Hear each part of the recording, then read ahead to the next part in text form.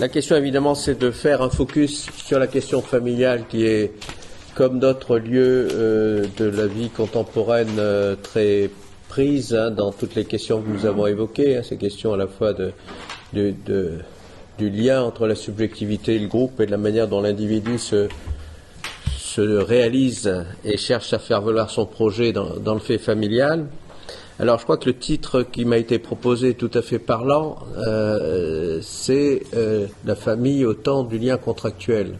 C'est-à-dire qu'est-ce qui se passe au niveau de la famille dans un monde où le lien devient contractuel, où le modèle contractuel du lien devient prévalent, alors que le lien, notamment le lien de filiation, n'était pas jusqu'à maintenant un lien contractuel.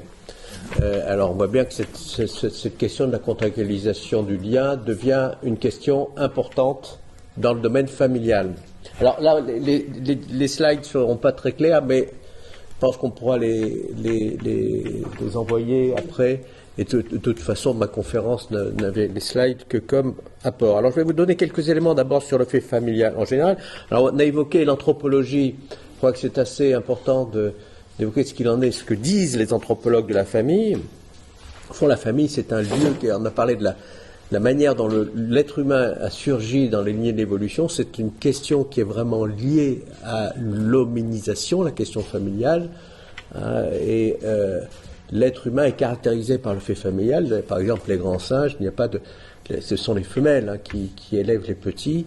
Donc les primates les plus proches de l'homme n'ont pas cette manière de fonctionner en famille. Alors qu'est-ce qui est famille? C'est vraiment, au fond, un lieu anthropologique très intéressant, même si maintenant les anthropologues n'étudient plus la famille, mais je dirais c'est un déjà-là du monde commun. C'est peut-être ça qu'il faut regarder de près. J'aime bien citer ce que disait Lévi-Strauss concernant la famille. Il disait, dans Le regard éloigné, qu'une famille suppose une autre famille. Une famille est toujours emboîtée dans une famille précédente.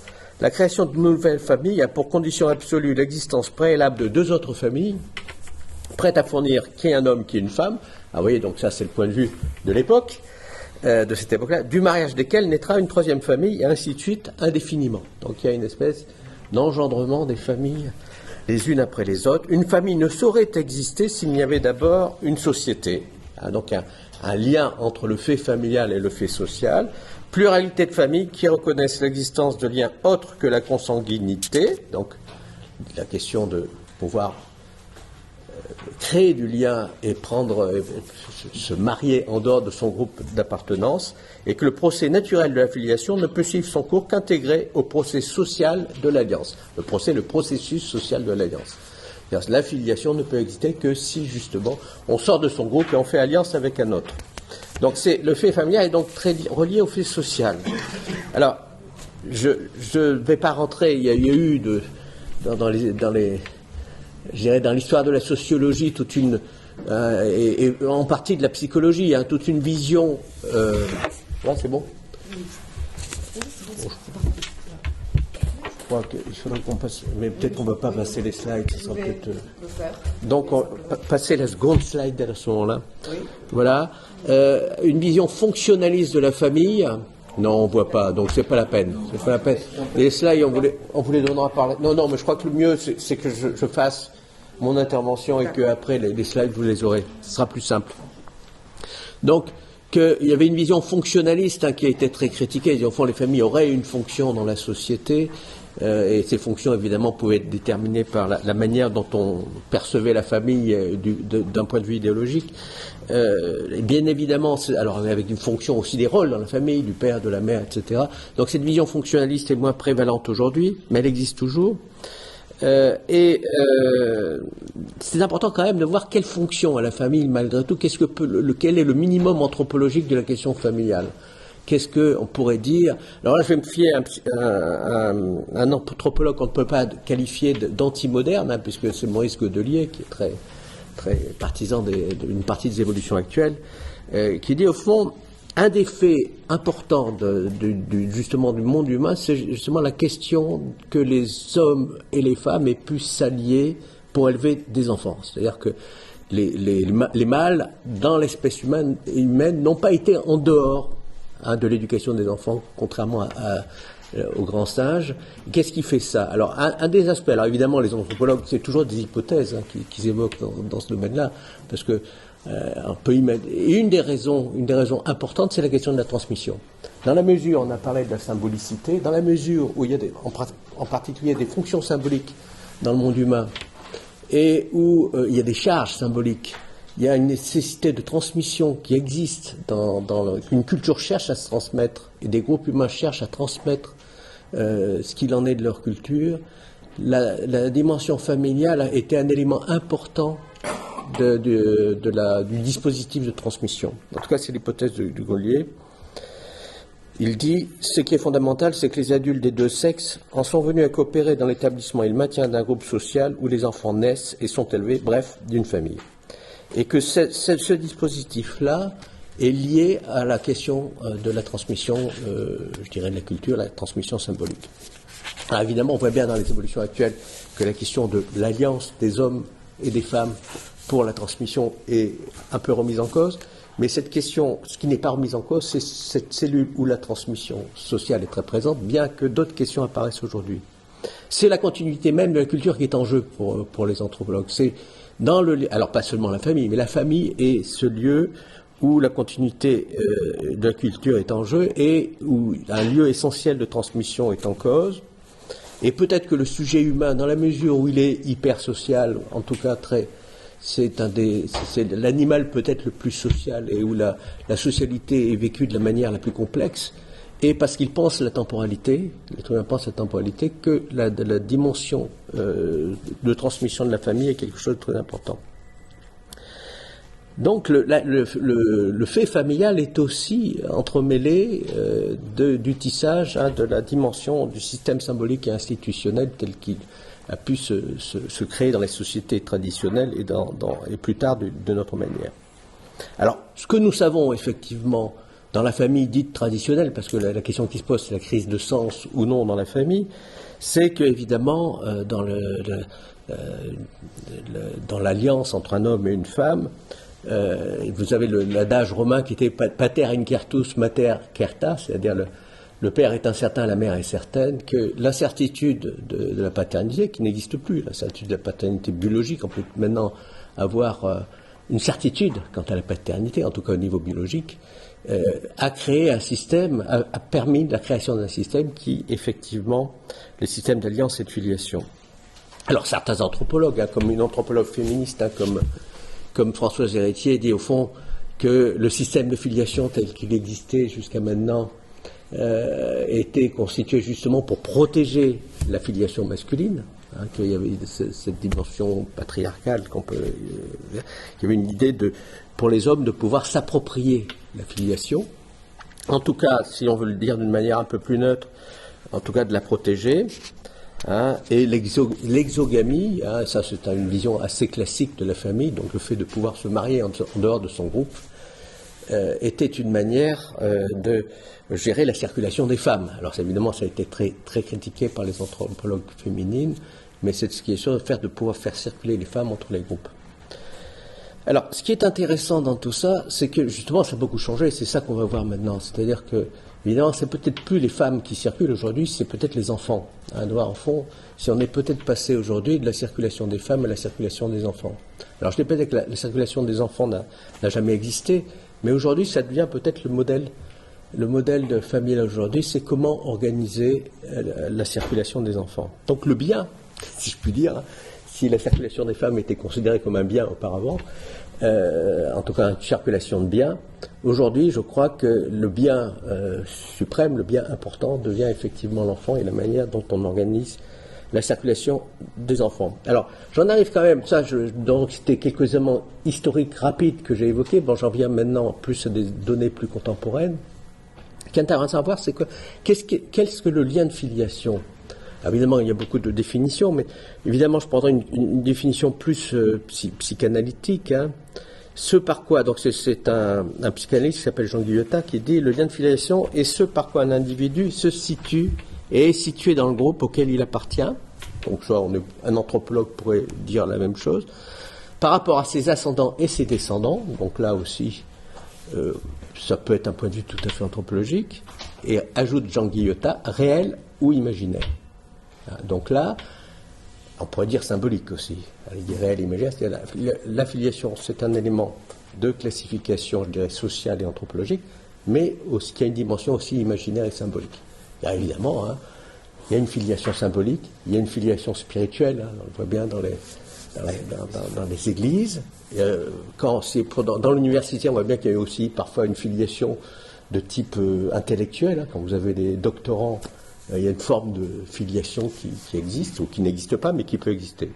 Donc il y a deux dimensions à la filiation. Une dimension qu'on considère comme instituée, c'est-à-dire que la société se mêle de la question de la filiation et l'organise, par la parole, le droit, des règles partagées par le groupe, qui s'actualisent par la transmission du nom, par exemple, de coutumes, de règles, d'interdits.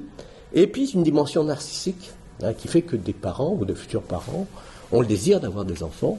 Alors Freud disait que cette filiation narcissique était liée à l'angoisse du mourir. C'est-à-dire que le désir d'avoir des enfants, c'est une manière de se prolonger. Les deux dimensions sont tout aussi importantes. Je veux dire, si on n'a pas ce désir, il y a des gens, par exemple, aujourd'hui, on parlait de dépressivité, qui n'ont pas de désir d'enfant, qui n'ont pas ce désir, ou qui, au contraire, refusent de se prolonger, refusent d'être dans ce... Donc la filiation narcissique n'est pas ni évidente, ni automatique. Voilà. Mais alors la question, c'est de savoir comment l'équilibre entre ces dimensions, la dimension narcissique et la dimension instituée, peut se faire, comment elles s'articulent. C'est ce qui intéresse les psychanalystes, en fait, voir comment s'articulent ces deux dimensions. En fait, on s'aperçoit aujourd'hui que la dimension narcissique de la filiation devient extrêmement importante, pour différentes raisons.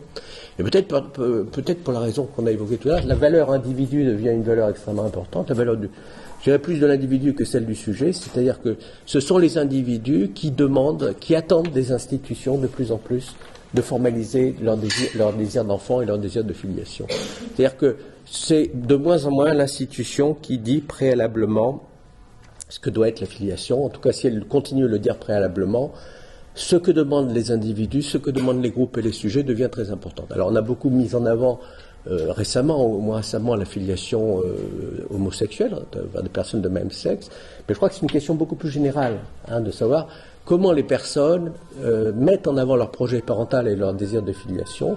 Je pense que d'autres questions seront, et d'ailleurs le sont déjà, se sont débattues par rapport à ça, c'est les individus de plus en plus qui ont le désir de mettre en scène leur désir de filiation. On parle par exemple du fait de garder les gamètes pour les femmes, de garder les ovocytes.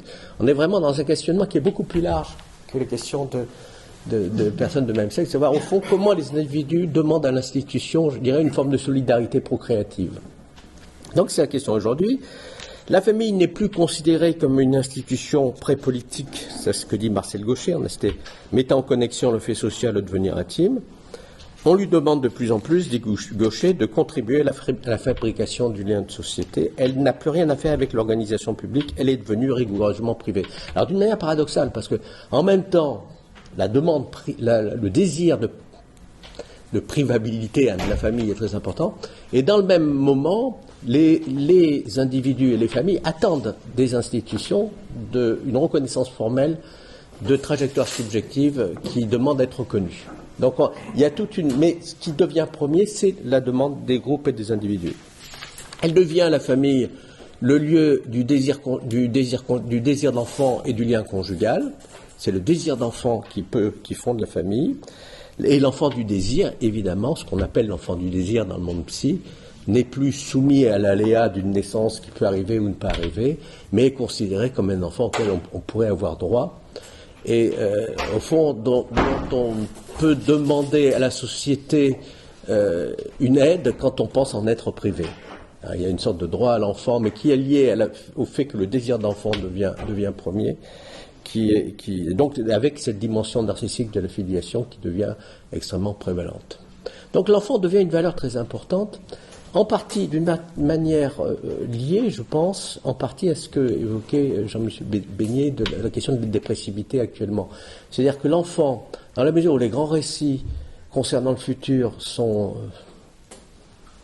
en tout cas au niveau collectif, assez défaillants, pour beaucoup de personnes, l'enfant devient une manière de produire du futur.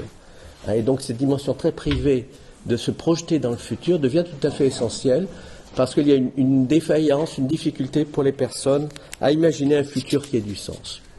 Et donc avec un investissement extrêmement fort de l'enfant, qu'on peut percevoir chez les jeunes parents et les moins jeunes parents, et une angoisse tout aussi importante, tout aussi forte de perte du lien. C'est-à-dire que l'angoisse d'abandon n'est pas seulement le fait des enfants aujourd'hui. L'angoisse d'abandon est aussi vieille que le monde. Hein. Elle est mise en scène dans tous les mythes, l'angoisse d'abandon.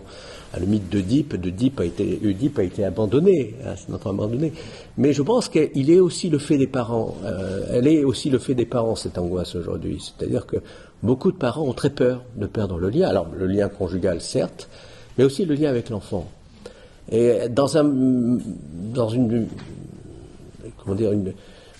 dispositif assez paradoxal où le lien de filiation est considéré comme le lien le plus solide, beaucoup plus solide que le lien conjugal, puisqu'il est institué, et où en même temps, dans la réalité, la solidité du lien même de filiation n'est pas si évident que ça. Il y a beaucoup de gens maintenant, vieillissants, qui ont perdu, qui ne sont plus tellement en lien avec leurs enfants. Des choses qu'on perçoit pas mal, ou des enfants qui décident de rompre le lien. À tort ou à raison, mais en tout cas, il n'y a pas une garantie du lien. C'est-à-dire le lien est toujours à rechercher et parfois à racheter. Et en tout cas, il est toujours l'objet de transactions. Alors, donc le modèle de parenté aujourd'hui, c'est peut-être le thème qu'on peut retenir, c'est un modèle de parenté ébranlé. C'est-à-dire, c'est un thème qu'emploie un sociologue de la famille qui s'appelle Jean-Yves Deschaux, un modèle de parenté ébranlé. Parce qu'on n'est plus évident plus dans ce qu'il est du père et du droit entre guillemets du père à garantir sa filiation paternelle. Dans le mode classique, le mariage c'est ce qui désigne la paternité, ce qui désigne le père, c'est ça le mariage. Alors c'est toujours un peu ça juridiquement, mais ça devient un peu plus compliqué, même juridiquement maintenant. Il y a l'onde de choc des recompositions, qui est bien connue depuis des dizaines d'années, c'est-à-dire qu'au fond, le modèle familial est un modèle où, en tout cas notamment dans les villes et dans le monde occidental, le dispositif familial devient complexe, et où quand on parle avec les jeunes ou les moins jeunes de la manière dont ils vivent leur famille, il y a toujours une complexité qui est évoquée. Donc avec des modèles de partage de l'autorité parentale dans les séparations, donc des questions de parentalité un peu complexes, avec une difficulté éventuellement de la coparentalité, ce qu'on appelle la coparentalité, avec une fragilisation de la place des pères dont on a parlé tout à l'heure, mais dans la réalité, je ne parle pas du père seulement avec une majuscule, mais du père aussi avec une minuscule, du père de la réalité. Alors les choses changent un peu maintenant, on voit bien chez des jeunes pères maintenant de plus en plus de jeunes pères séparés qui investissent beaucoup plus la possibilité de rester en lien avec l'enfant et qui ne se laissent pas décentrer si facilement que ça. Donc les choses changent un peu, mais il y a une fragilisation de la position du père. Il y a une partie, par exemple, des enfants de couples séparés qui ont un lien très intermittent avec leur père. Et puis un modèle. Il y a des modèles, c'est-à-dire que c'est pas parce que la parentalité devient complexe qu'il n'y a pas de modèle de parentalité. Et un modèle qui est très prégnant et qui est parfois très écrasant aujourd'hui, c'est le modèle de ce que j'appelle de la séparation pacifique et constructive. C'est un modèle qui a été mis en avant par Irène Théry, une sociologue de la famille il y a une quinzaine d'années. Et au fond, le modèle qui est actuel dans les divorces ou dans les séparations, il faut que ça se passe bien et qu'il n'y ait pas de conflit. Et donc, c'est le modèle qui est présenté par les juges. Et dans la réalité, évidemment, si les gens se séparent, il y a des bonnes raisons, des raisons en tout cas puissantes, et qu'il y a souvent des conflits, il y a souvent des raisons qui rendent difficile le fait. Mais le modèle qui est prévalent, c'est que ça se passe bien. Donc quand ça se passe mal, évidemment, les gens ont l'impression d'avoir tout faux, ce qui est parfois le cas, mais qui n'est pas toujours tout à fait vrai. Donc, le lien de filiation lui-même est perçu comme un absolu. Là aussi, c'est un modèle, alors que c'est un absolu juridique. Effectivement, il est encore, on peut pas répudier un enfant. Ça peut être le cas parfois dans certaines adoptions simples. Il y a une possibilité de demander que l'adoption soit levée. Mais dans la plupart des cas, on ne peut pas répudier un enfant, donc le lien est un absolu juridique. Et dans la réalité, effectivement, ça n'est pas un absolu. On n'est pas dans. Donc, et effectivement, dans ce modèle à la fois aconflictuel et plus complexe, les places sont plus floues et plus difficiles à négocier. Alors, je ne reviendrai pas sur les questions du mariage des personnes de même sexe, parce qu'il est un peu dans un peu dans ce tableau général d'une recomposition et d'une prévalence du désir personnel sur ce que définit en préalable l'institution. Donc le modèle contractuel, c'est peut-être ça qu'il faut essayer de retenir, le modèle contractuel devient essentiel aujourd'hui, hein, même si le lien familial résiste beaucoup. C'est un des liens qui résiste le plus à l'assimilation au contrat. Et en même temps, il est travaillé par la question du contrat. Hein. Récemment, dans les débats récents que j'ai vus autour des dernières lois de bioéthique, j'entendais, je crois que c'était Borillo qui intervenait en disant il faut qu'on s'habitue à l'idée que le lien devient de plus en plus contractuel, même le lien entre parents et enfants. Cette idée que, ben oui, peut-être, selon lui, il fallait s'habituer à cette idée-là. Alors je pense qu'une partie d'entre nous, effectivement, nous sommes résistons beaucoup à cette idée-là. Nous sommes tout à fait. Mais c'est effectivement, même si un adulte n'acquiert pas un enfant par contrat, habituellement, on voit bien que tout ce qui se joue, par exemple, autour de la gestation pour autrui, dans les pays où elle est mise en place, il y a une question de contrat, avec parfois la complexité qui va avec le contrat.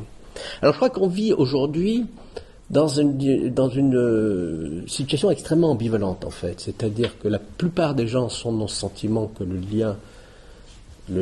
si le lien conjugal est fragile, le lien filial est un lien qui ne se remet pas en cause, et en même temps avec deux modèles qui sont conjoints. Un modèle qui est un modèle très égalitaire et symétrique de la parentalité, où en fait on est avec l'enfant, qui est en partie une bonne chose, hein, dans une relation entre égaux, et où la trajectoire de l'enfant se négocie, se met en place dans une forme d'horizontalité, et où, au fond, les parents sont en même temps bien conscients de la dissymétrie de la relation parent-enfant. Et on a géré cette ambivalence-là qui est continuelle.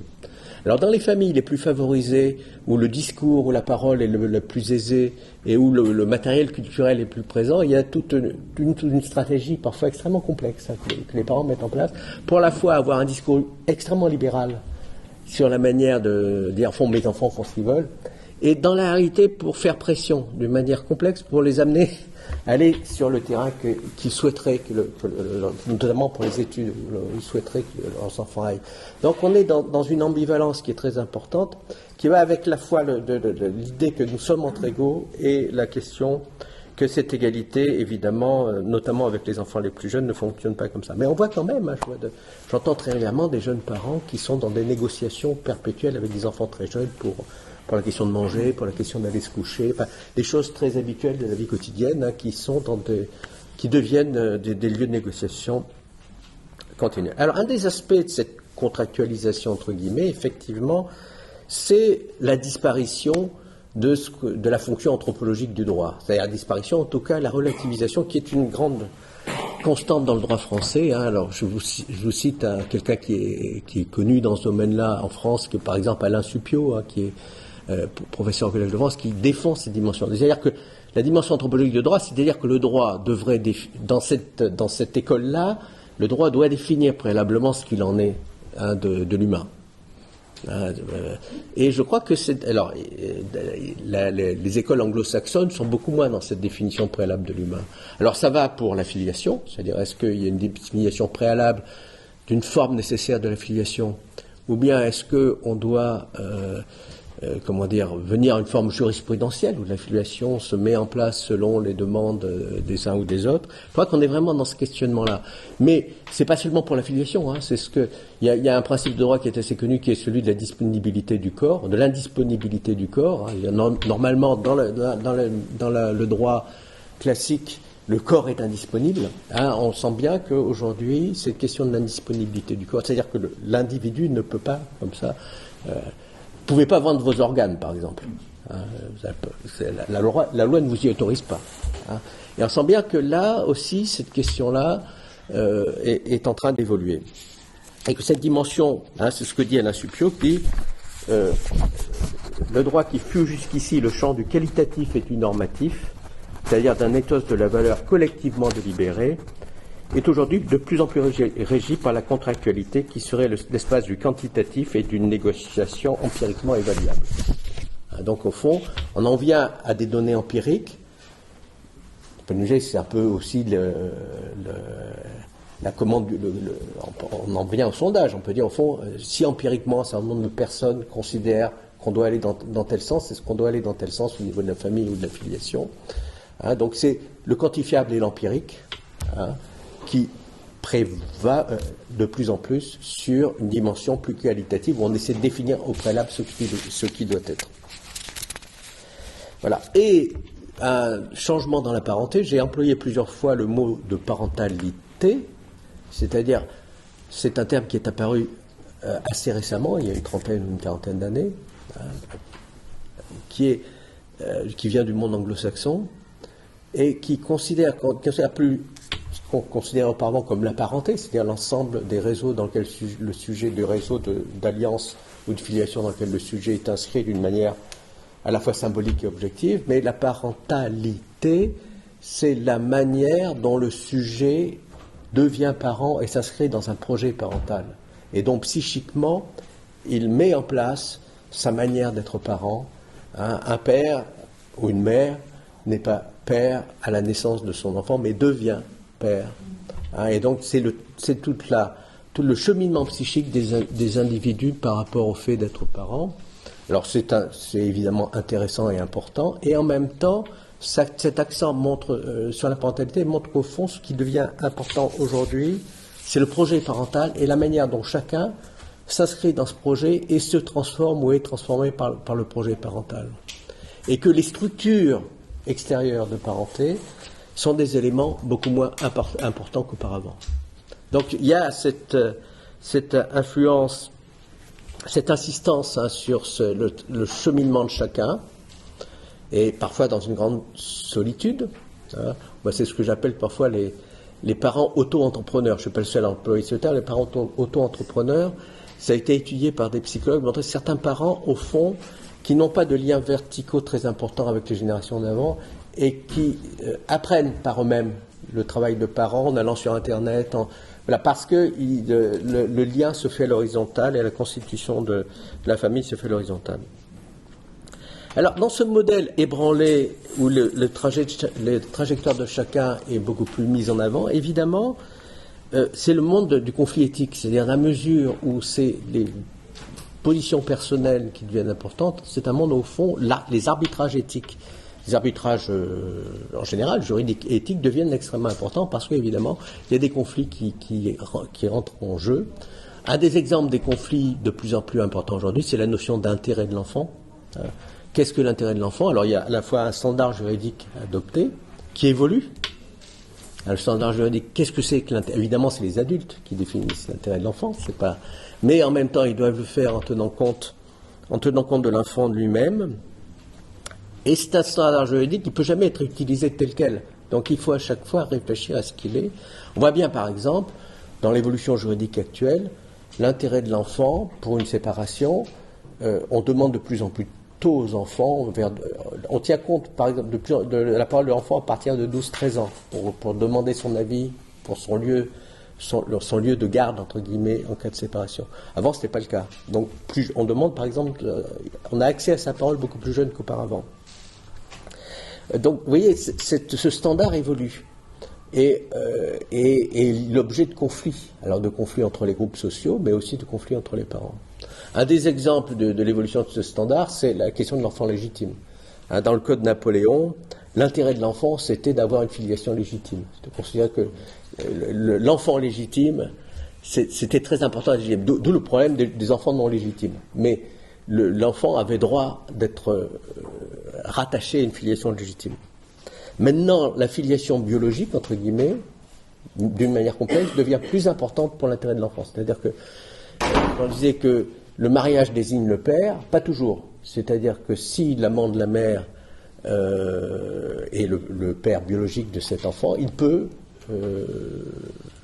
avoir un recours juridique pour que la paternité soit désignée comme le père, même s'il n'a jamais eu de lien direct avec l'enfant. Donc vous voyez, on est... Mais la légitimité, c'est quoi? Alors, la légitimité, c'est quoi? Ah bah, Ouais. Parce que l'enfant légitime, c'est l'enfant qui est celui du né de... Alors, l'enfant légitime au sens de la loi, l'enfant légitime, dans le perspective du code Napoléon, l'enfant légitime, c'était l'enfant, le fils du père, enfin, le fils du mariage, qui était le père. Le mari de la mère était considéré comme le père de l'enfant. C'est ça dans ce cas-là. Et il ne pouvait pas y avoir à ce moment-là de recours de l'amant de la mère pour dire je suis le vrai père. Alors maintenant, le recours évidemment est plus possible dans la mesure où la filiation biologique peut être établie. Mais je pense que c'est pas la seule raison n'est pas technique. C'est-à-dire que le mariage n'est plus le dispositif a priori qui désigne la paternité. Il y a d'autres vecteurs qui permettent et qui donnent accès à la paternité. Hein? Le versant, alors qu'est-ce qu'il en est justement? Je parlais de la parentalité. Le versant adoptif du lien, je parlais du projet parental, le versant adoptif du lien est beaucoup plus important qu'auparavant. Alors dans le sens parent-enfant, mais dans le sens enfant-parent aussi. Moi je vois des jeunes gens qui me disent mon vrai père c'est un tel. Mon vrai père c'est un tel. C'est lui parce que je le décide comme tel. C'est par exemple mon beau-père, mon vrai père. Pourquoi pas? Mais ce qui est mis en avant là, c'est que le lien peut changer et le lien peut est fluctuant. On parlait du lien liquide de Bauman tout à l'heure, ces dimensions-là. Et l'enfant peut redécider dans cette... Alors je conclurai, je crois que j'ai assez mis en valeur toutes ces questions-là. On rentre en fait dans un monde qui est devenu beaucoup plus épais, même au sens moral du terme ou éthique du terme, c'est-à-dire que les conflits deviennent complexes.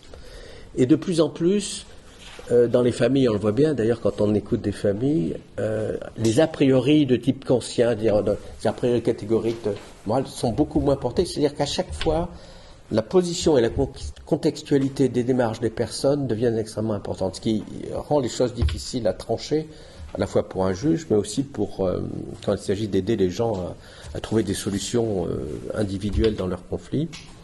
Hein. Donc je crois que, puisqu'on est dans un cadre ecclésial ici, je crois que les églises ont un peu ce même problème, c'est-à-dire que c'est ce que le pape François insiste beaucoup après le synode sur la famille, il va dire au fond, la question des trajectoires personnelles et de la manière dont les gens viennent avec leurs trajectoires personnelles, dans des trajectoires parfois assez complexes, c'est une question qui aujourd'hui, qui se pose aux églises, parce qu'elles doivent en tenir compte, elles doivent pouvoir accompagner et reconnaître et entendre et pouvoir aider les personnes discernées dans leur trajectoire complète, mais qui se pose à tous. C'est-à-dire que, je dirais, un psychologue ou un psychanalyste il n'y a pas de prise de position morale d'un psychologue, mais il y a cette idée de se débrouiller avec les personnes sur des questions où la complexité est toujours au premier plan. Où la complexité est toujours au premier plan et où les personnes se doivent de trouver un chemin dans des histoires qui sont parfois des histoires de rupture et des histoires où il y a une multiplicité des intervenants dont il faut tenir compte. Et je crois que c'est... il me semble que une des questions qui se pose aujourd'hui, puisque c'est un peu la question, cette question générale du sens qui nous habite, c'est au fond, dans ces trajectoires hyper subjectives et hyper complexes, comment les personnes retrouvent un chemin du collectif et arrivent à faire sens dans un monde collectif. Beaucoup de gens sont assez conscients qu'il y a des situations qui ne sont pas gérables, mais les questions qui peuvent leur être posées ou les aides qui peuvent être apportées ne saurait aujourd'hui se faire d'une manière verticale, complètement. C'est-à-dire qu'il y a un accompagnement qui est nécessaire. Et je crois que les paroles verticales sont très, très mal vécues. Il faut aussi voir une chose très importante, c'est que les collectivités, donc les églises aussi, moi je pense, doivent prendre attention à l'isolement d'une partie des adultes. Il y a des gens qui sont dans des perspectives de parentalité avec beaucoup d'isolement et de difficultés, moi, il m'arrive assez souvent de voir des ados, par exemple, qui vivent seuls avec leur mère, qui n'ont pas de vie sociale très, très développée, en raison de cette solitude. Donc, prendre compte de l'isolement, rendre compte que la parentalité dans un monde où on est plus isolé, même l'isolement du groupe familial lui-même, hein, c'est pas forcément une femme seule avec un enfant ou un homme seul avec un enfant, mais du groupe familial qui est lui-même isolé en raison de la privatisation du fonctionnement de la famille. Et peut-être d'essayer d'inventer et de faire, de susciter ou de redynamiser toutes les données intergénérationnelles qui sont devenues un peu plus difficiles aussi. Je suis assez frappé par les ruptures intergénérationnelles aussi. Donc de voir comment, au fond, les communautés peuvent accompagner toutes ces ruptures intergénérationnelles. Quand je dis ça, rupture entre, par exemple, enfants adultes et grands-parents. Et à la fois dont on perçoit la portée dans la mesure où on voit bien quel est l'historique du conflit, et donc on perçoit au fond combien parfois il a paru incontournable, et en même temps on perçoit combien les personnes sont quand même dans des situations d'isolement. C'est-à-dire que et comment aider, accompagner les gens à retisser du lien, à la fois avec d'autres générations, en tout cas la famille élargie, disons, et retisser du lien aussi avec les institutions. C'est-à-dire qu'un des grands problèmes, c'est pas de savoir si les institutions vont valider ou non tel type de filiation, c'est que, quel que soit le type de filiation dans lequel les personnes sont, très souvent, il y a une dynamique subjective et narcissique extrêmement forte qui fait que les gens sont très seuls quand ils ont des conflits ou des difficultés. Je vous donne un exemple très simple. Quand un adolescent qui va dans le mur, très souvent, le rapport avec les enseignants est très difficile. C'est-à-dire qu'il y a une méfiance a priori de l'institution vis-à-vis de... C'est un exemple, mais qu'on peut reprendre des dizaines de fois. C'est-à-dire que souvent, je dis, mais pourquoi j'aide les parents à retisser du lien avec les enseignants? Parce que je pense que quand un adolescent va mal, il y a tout un travail, une question communautaire qui se joue autour de cet adolescent. Et l'a priori de beaucoup de parents, c'est le contraire. C'est de dire, les enseignants n'ont rien compris à mon fils ou à ma fille. Il y a une espèce de méfiance a priori vis-à-vis du reste du monde des adultes qui est caractéristique de la privatisation de la famille. Donc un des aspects, donc je parle dans une dimension communautaire pour les églises aussi, comment aider aussi les familles à retrouver un lien avec des groupes plus élargis pour éviter l'effondrement sur soi en cas de difficulté. Bon, j'en restais là.